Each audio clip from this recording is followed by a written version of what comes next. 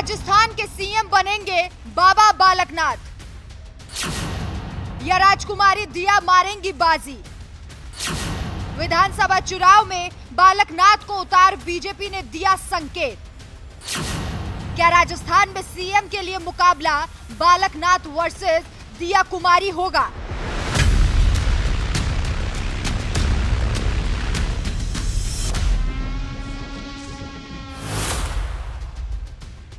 राजस्थान चुनाव में बीजेपी की चर्चा हार जीत को लेकर कम और सीएम फेस को लेकर ज्यादा हो रही है। पार्टी ने जहां अपनी पहली लिस्ट में 2 बार राजस्थान की सीएम रही वसुंधरा राजे को जगह नहीं दी, तो वहीं राजे के सामने एक और ऐसा चेहरा खड़ा कर दिया जो सीएम पद का दमदार दावेदार है, और वो चेहरा है बाबा बालकनाथ। 9 अक्टूबर को जैसे ही विधानसभा चुनावों की तारीख का ऐलान हुआ, वैसे ही बीजेपी ने करीब 4 घंटे बाद ही उम्मीदवारों की पहली लिस्ट जारी कर दी। इस लिस्ट में 41 नामों को जगह मिली, जिनमें बीजेपी ने 7 सांसदों पर भरोसा जताया। इन्हीं 7 सांसदों में से 2 नाम चर्चाओं में हैं, और चर्चा ये है कि इन्हीं चेहरों में से कोई एक बीजेपी की तरफ से सीएम फेस हो सकता है। यानी कि अगर बीजेपी इन विधानसभा चुनाव में जीत दर्ज करती है तो इन दोनों में से कोई एक मुख्यमंत्री हो सकता है। यानी मुकाबला दिया कुमारी वर्सेस बाबा बालकनाथ हो सकता है। एक महंत है तो एक राजकुमारी, एक भक्ति के पद से राजनीति में आए और दूसरे चेहरे को राजनीति विरासत में मिली। एक का रौब और रुतबा देखकर राजस्थान के डीएसपी भी बैकफुट पर आ गए थे, दूसरी अपने तल्ख तेवरों से विपक्षियों के छक्के छुड़ा देती है। लेकिन एक बात इन दोनों में बड़ी ही कॉमन है, और वो है दोनों कट्टर हिंदूवादी छवि रखते हैं। दोनों फायर ब्रांड हिंदू नेता हैं। दोनों की राजस्थान में अच्छी पकड़ है, अपना अपना जन समर्थन भी है। लेकिन ऐसे में सवाल ये है कि अगर मुकाबला सीएम फेस के लिए हो तो दोनों में से बेहतर कौन होगा? एक भगवाधारी बाबा, एक राजघराने की राजकुमारी। अब की बार किसे मिल सकती है मुख्यमंत्री की जिम्मेदारी? राजस्थान में कौन लिखेगा नई कहानी? एक को विरासत में मिली राजनीति तो एक है सन्यासी। इस बात में कोई शक नहीं है कि दिया कुमारी और बाबा बालकनाथ अपने अपने क्षेत्रों में अच्छी पकड़ रखते हैं। सबसे पहले आपको बालकनाथ के बारे में बताते हैं कि बालकनाथ आखिर है कौन, कहां से सांसद हैं, कितनी सीटों पर बीजेपी के इस फैसले का फर्क पड़ेगा। इसी के साथ बीजेपी ने ये दांव खेलकर साल 2024 के लिए भी तैयारी कर ली है, जिसका असर हरियाणा में होने वाले लोकसभा और विधानसभा चुनावों में भी देखा जाएगा। बाबा बालकनाथ अलवर से सांसद हैं। बीजेपी ने उन्हें तिजारा की सीट से चुनावी मैदान में उतारा। अलवर की सीट पर उनका काफी वर्चस्व है। पड़ोसी राज्य हरियाणा में भी उनकी अच्छी पकड़ है। बाबा बालकनाथ यादव यानी ओबीसी समुदाय से ताल्लुक रखते हैं। दक्षिणी हरियाणा में इस समुदाय की काफी ज्यादा आबादी है। इस विधानसभा चुनाव के साथ साथ लोकसभा चुनाव और हरियाणा विधानसभा चुनाव में भी बीजेपी को बड़ा फायदा मिलेगा।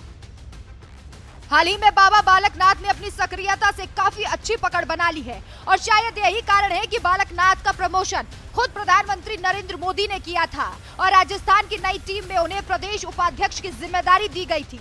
बालकनाथ की तुलना यूपी के मुखिया योगी आदित्यनाथ से की जाती है।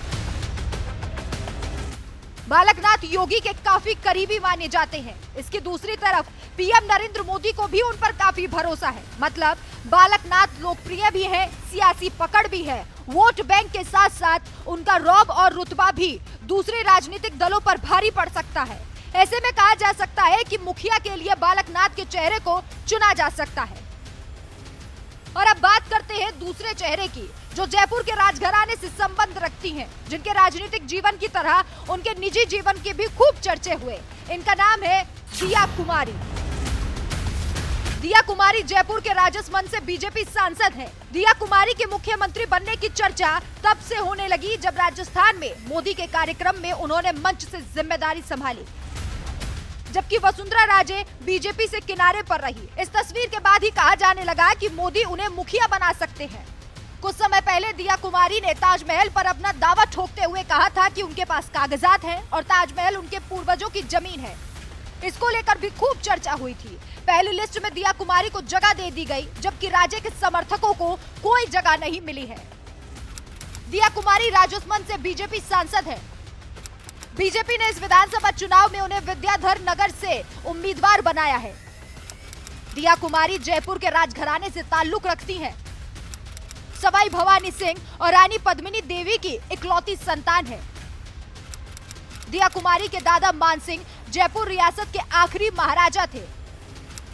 इसके साथ ही मुगल बादशाह अकबर के नवरत्नों में भी शामिल थे।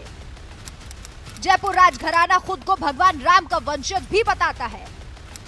52 साल की दिया कुमारी साल 2013 से बीजेपी के साथ है। राजपूत वोट बैंक दिया कुमारी के साथ है। बीजेपी ने पूर्व उपराष्ट्रपति भैरव सिंह के दामाद नरपत सिंह राजवी की टिकट को काट दिया और दिया कुमारी को जगह दी। दिया कुमारी बीजेपी के लिए कितनी अहम है, इसका अंदाजा आप इस बात से लगा सकते हैं कि पार्टी ने राजे के एक भी समर्थक को टिकट नहीं दिया, यानी कि राजे की नहीं चली। कहा जा रहा है कि गुटबाजी के चलते आलाकमान ने ये फैसला लिया। दिया कुमारी राजपूतों के साथ साथ राजघराने से होने के चलते भी काफी लोकप्रिय है। साफ तौर पर बीजेपी ने दो ऐसे चेहरों को जगह दी है जो बीजेपी के हिंदूवादी फॉर्मूले पर सटीक साबित होते हैं। ऐसे में देखना होगा कि बीजेपी मुखिया के लिए किस चेहरे पर भरोसा जताती है अगर वो विधानसभा चुनाव जीत जाती है। लेकिन आपकी क्या राय है कि राजस्थान की कमान को संभालने के लिए बेहतर नेता कौन होगा? हमें कमेंट करके जरूर बताएं।